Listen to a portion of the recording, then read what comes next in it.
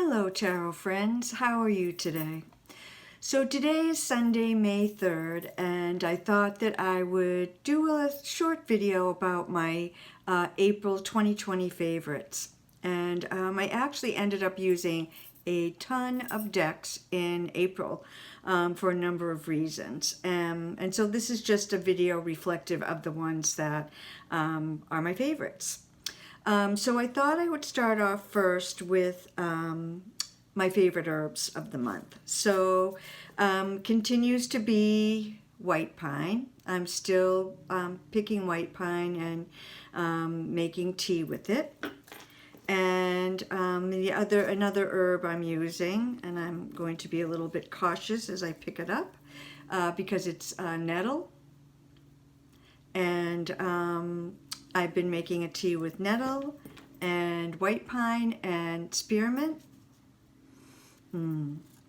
And so that has been wonderful. I've been drinking that pretty much all month long.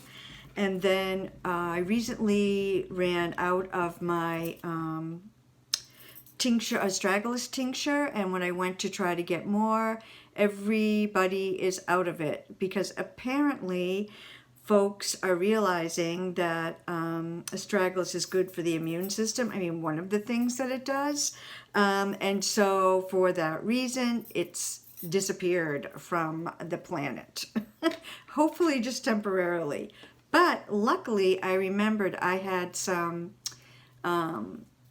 sliced astragalus root in my herb closet.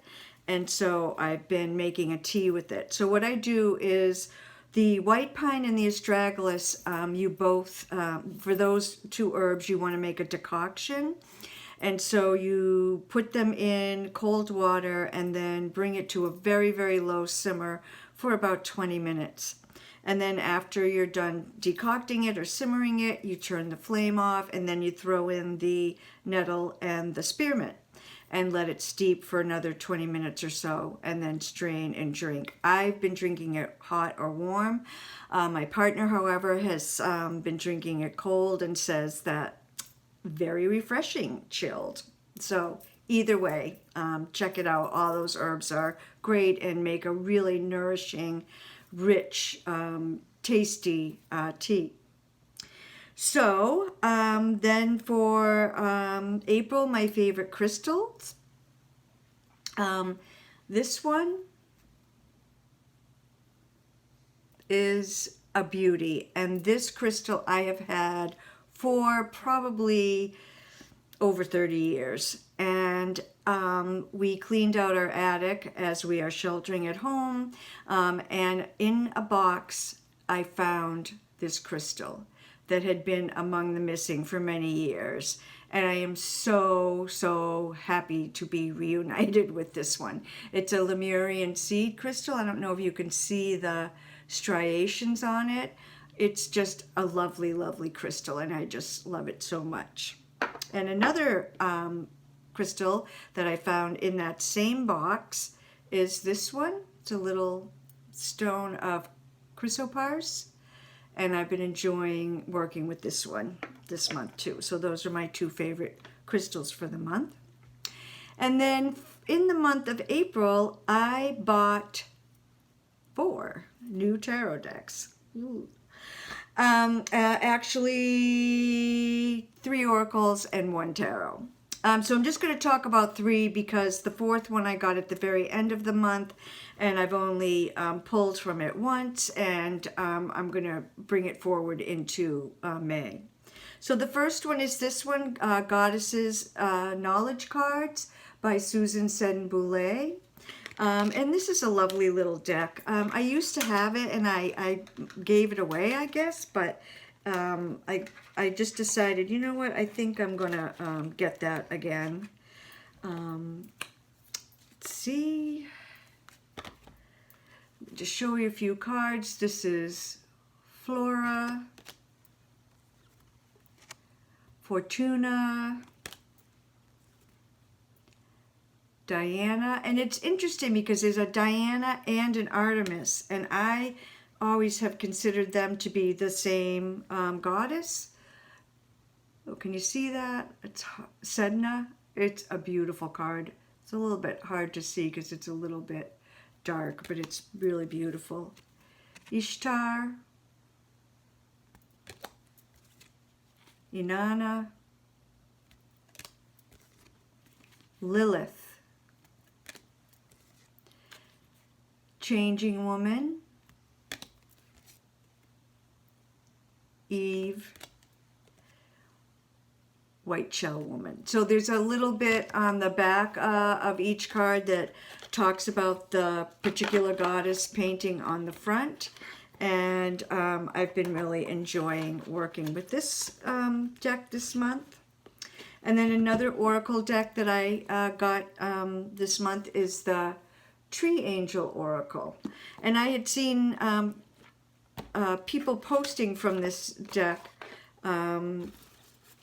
throughout the month of March, and I kept saying, oh, what deck is that from? And people would say, oh, it's the Tree Angel, and I think, I'm not really interested in an angel deck. But finally, a friend of mine on Instagram said, no, Liz, I think you would really like this one. So I gave it a shot, and I really do like it. So this is Cherry, Elm, Larch.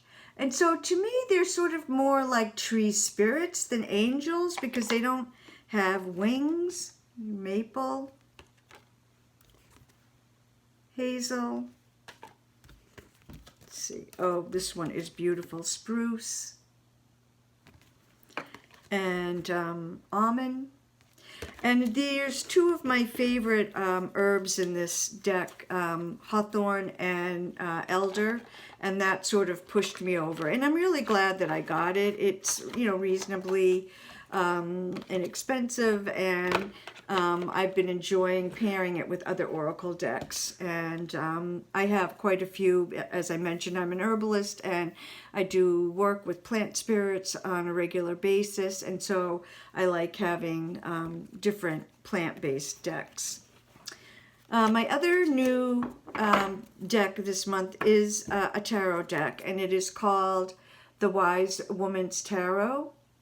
And it is a feminist-based deck that was released in 2002 and sort of recently rediscovered. And so I saw someone post about it on Facebook, and I thought, you know what?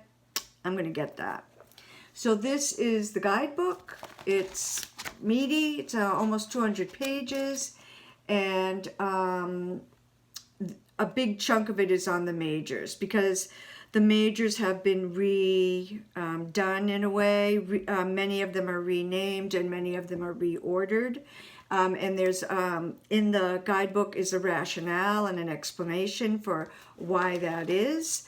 This is a great guidebook. It has footnotes. It has a really extensive bibliography. And I'm really, really enjoying working with this deck quite a bit. And I'm very glad that I got it, and I will continue to work with it next month.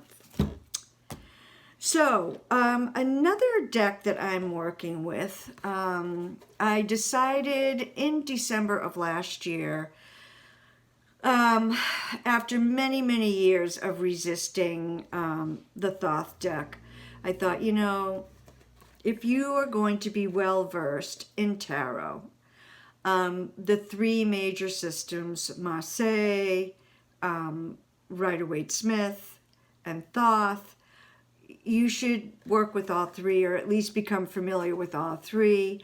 And I really had resisted it because I have kind of a strong repulsion, maybe, I don't know what to call it, against or with Aleister Crowley. So misogynistic, and I just was always turned off by him, and I just didn't want anything to do with this deck.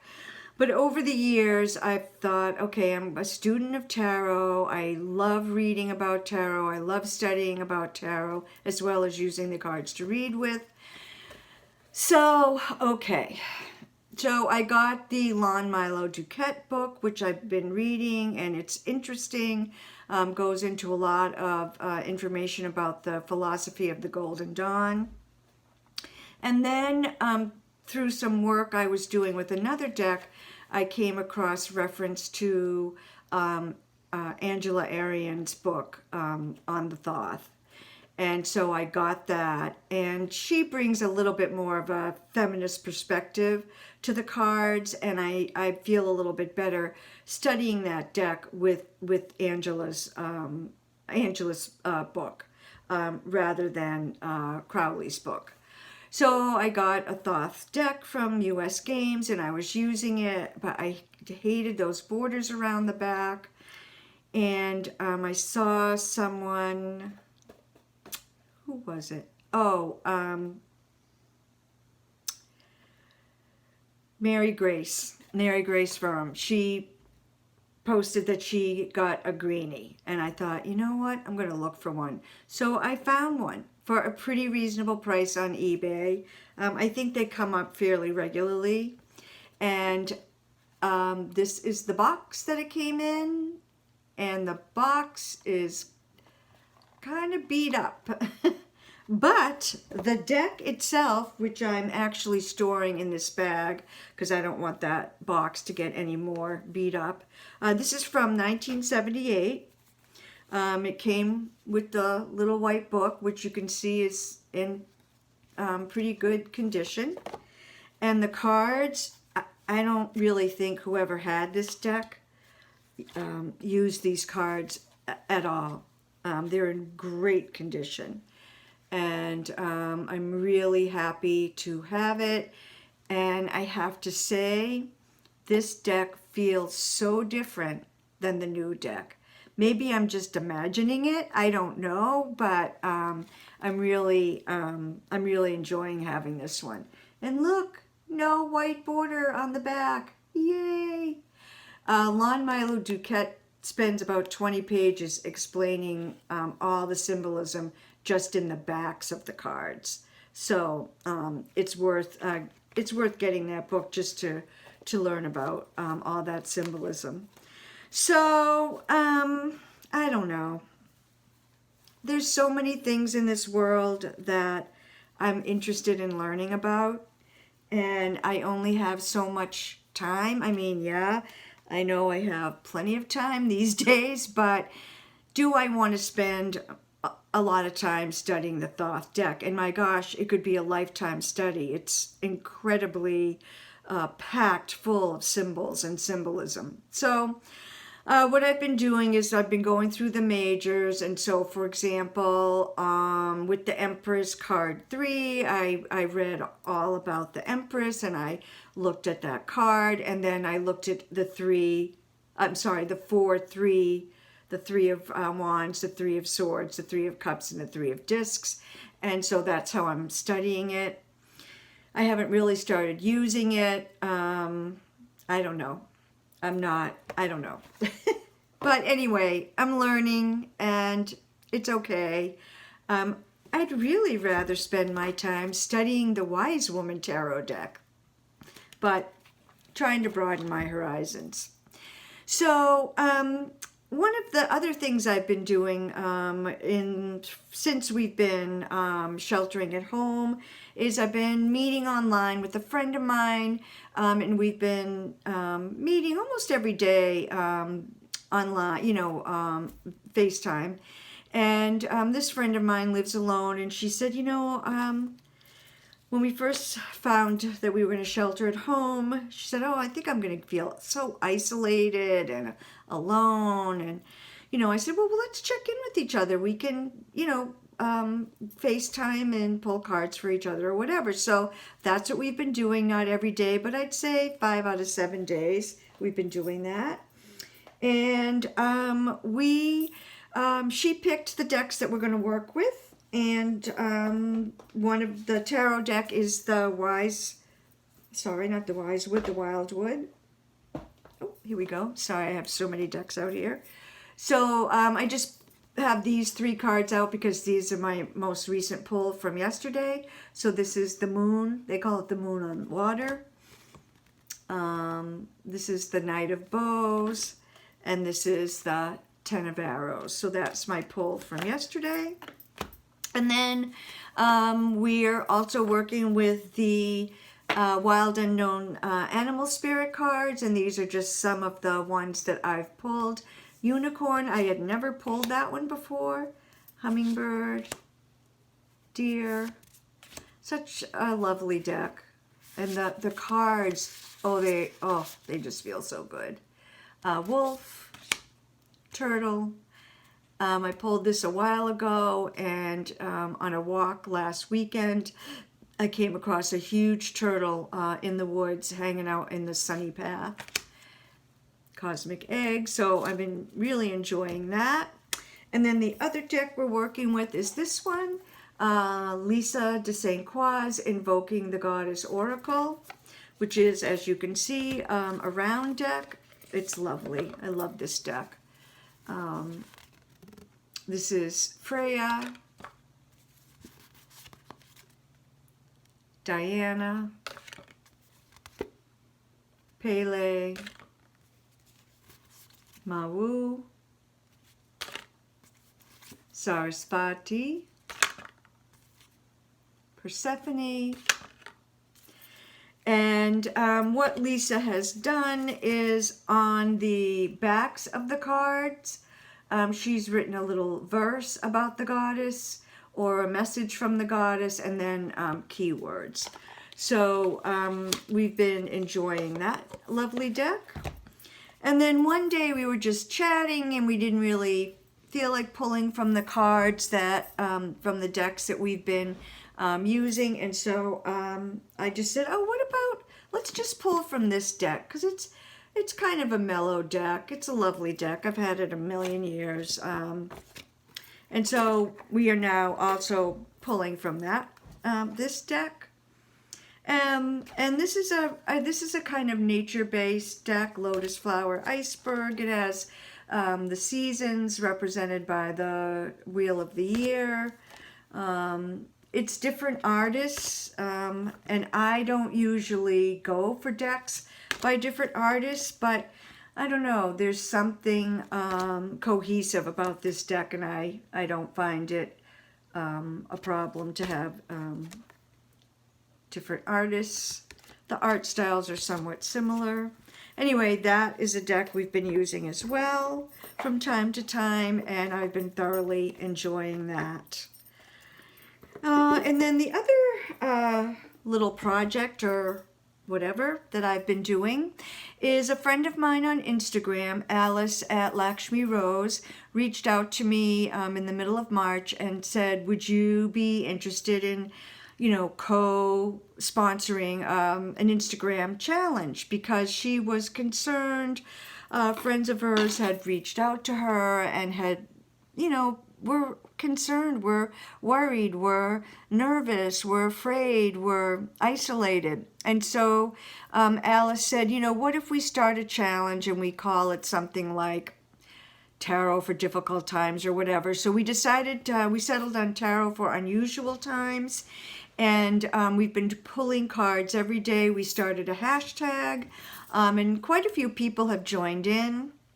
And so I have been mainly using Oracle decks, and I cannot tell you, I've probably pulled out 10, 15 Oracle decks for this challenge over the past 6 or 7 weeks, and I've been pulling out decks that I haven't used in quite some time, and I've been really enjoying it. But I pulled out a couple that are sort of my favorites so far from this challenge. We're going to continue doing it. So these two decks, there's an Oracle. It's called Forces, Flora, and Fauna. It's by Colleen Hardy. And then I was pairing that with this tarot, the new Palladini. And I think maybe the reason I thought of putting these two decks together was because they both have these black backgrounds. And sure enough, they really look great together.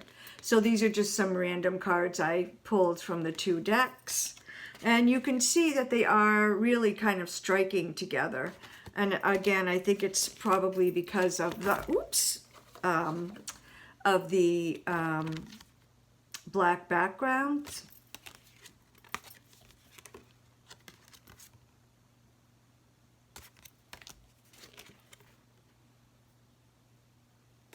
So one more, we'll see how those do. Yeah, so these look lovely together, and I've been enjoying the messages I've been getting from them. So I've been posting, I posted with those, and then just this past week I switched off, and I'm using these two oracles together now. This is the Vintage Wisdom Oracle by Victoria Mosley, and then I've been pairing it with L'Oracle de Reflet by Celia Melville, and I just thought I would show you my two cards from today.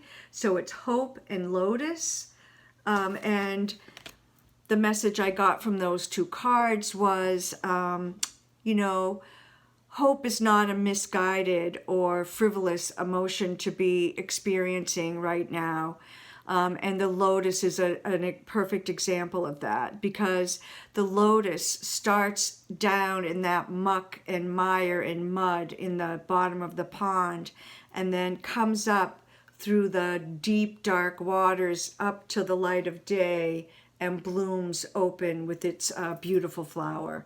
And so for me, that is really symbolizing the importance and the power of hope. So I will leave you with that message. I hope you have hope.